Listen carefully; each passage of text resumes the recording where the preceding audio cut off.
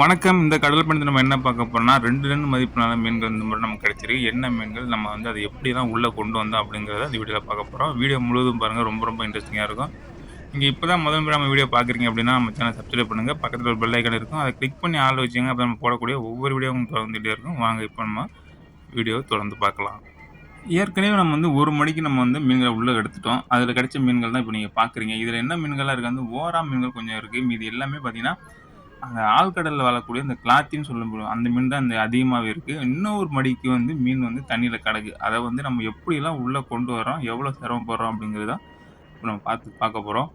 அதுவும் இல்லாம இந்த மீன பொறுத்தவரைக்கும் பார்த்தீங்கன்னா, மத்த மீன் மாதிரி வந்து ஆ அம் கொஞ்சம் வழவழப்பு தன்மைலாம் இருந்துட்டு சரசரன்னு மடிக்குள்ள போயிடாது. இது ஏன்னா ரொம்ப ஒரு மாரி சொர சொரன்னு இருக்கக்கூடிய மீன் இது. இது என்ன பண்ணுது அப்படின்னு பார்த்தீங்கன்னா, அந்த மடியோட அந்த கடைசி எண்டுக்கு வந்து மீன் போக மாட்டுது. அப்படியே அடைச்சுக்கிட்டு இருக்கிற மாரி இருக்கு. இத வந்து நம்ம வந்து கடைசி எண்டுக்கு ஃபர்ஸ்ட்டு கொண்டு போணும்.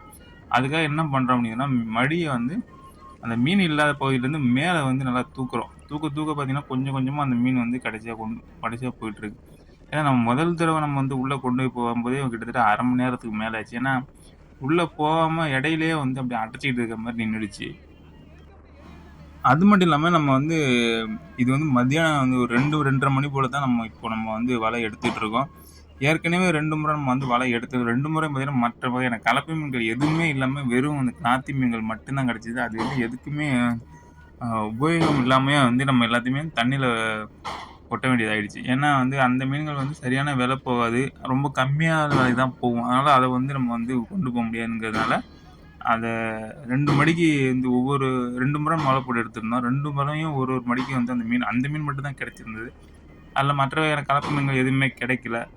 இப்போ நீங்க வந்து கொஞ்சம் முன்னாடி பார்த்தீங்கல்ல, இதில வந்து ஓரளவுக்கு இந்த ஓரா மீன்கள்லாம் கலப்பாவே இருந்தது. இப்ப நம்ம எடுக்க போற இந்த மடியில கூட ஓரளவுக்கு கலப்பு மீன்கள் தெரியுது.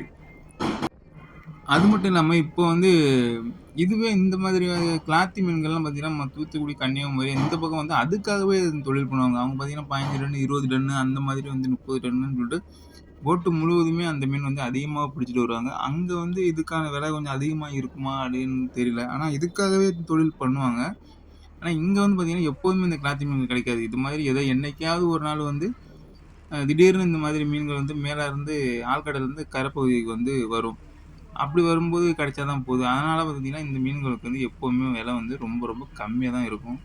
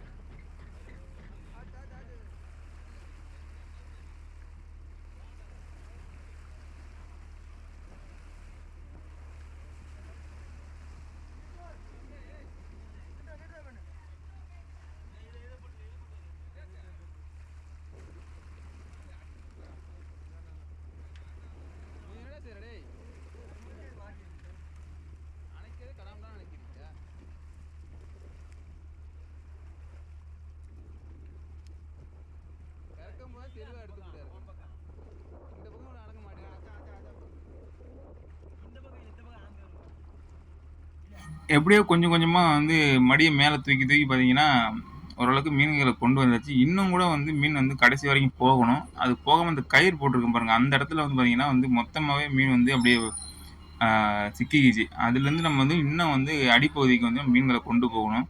அந்த கயிறு வந்து இடையில மாட்டியிருக்கிறதுனால மீன் வந்து அடியில போகாம விடாம தடுத்துக்கிட்டு இருக்கு. இப்ப வந்து அந்த கயிற தட்டி விட்டுட்டு மறுபடியும் மடிய நம்ம மேல தூக்கணும் அப்படின்னா, அந்த மீன்கள்லாம் வந்து கடைசி வரைக்கும் இறங்கிடும். அதுக்கு பிறகு நம்ம வழக்கமா எப்படி வந்து நம்ம கப்பி போட்டு தூக்குவோமோ, அது மாரி தூக்கிடலாம். அது இல்லாம பார்த்தீங்கன்னா, போன முறை நம்ம வந்து மடிய உள்ள எடுத்தோம்ல, அத விட கொஞ்சம் அதிகமாவே இருக்கு இந்த முறை வந்து மீன் வந்து. இது வந்து கொஞ்சம் உள்ள கொண்டு வரது கொஞ்சம் சிரமமா தான் இருக்கும். எப்படி நம்ம வந்து உள்ள கொண்டு வரோம் அப்படிங்கிறத தொடர்ந்து பார்த்துட்டு வாங்க.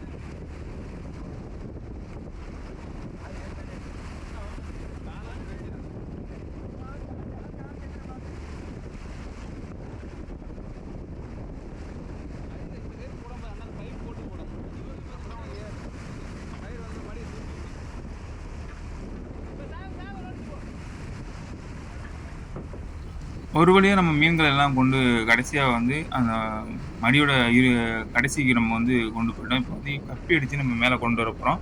அது இல்லாம மேல வந்து முழுமையா வருமா அப்படிங்கிறது தெரியல. ஏன்னா கொஞ்சம் மீனும் அதிகமா இருக்கு. அது இல்லாம நம்ம கப்பி மாட்டக்கூடிய இடமும் கொஞ்சம் மேலேயே மாட்டியிருக்கோம். அதனால உள்ளுக்குள்ள வருமா என்னன்னு தெரியல. எப்படி வருது அப்படிங்கிறத தொடர்ந்து பார்க்கலாம்.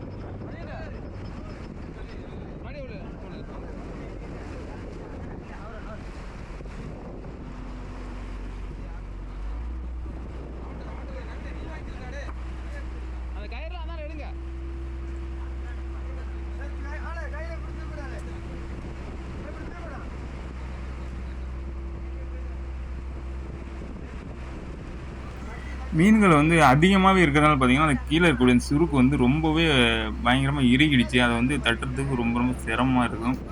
எப்படி தட்டுறோம் அப்படிங்கிறத பாருங்க. ஏன்னா, ஓரளவுக்கு மீன்கள் நார்மலா இருந்தது அப்படின்னா, அந்த சுருக்க தட்டுறதுக்கு கொஞ்சம் ஈஸியாவே இருக்கும். அதிக மீன்கள் இருக்கும்போது பார்த்தீங்கன்னா, ரொம்ப டைட்டா இருக்கிறதுனால அந்த சுருக்கு வந்து ஈஸியா கழண்டு வராது.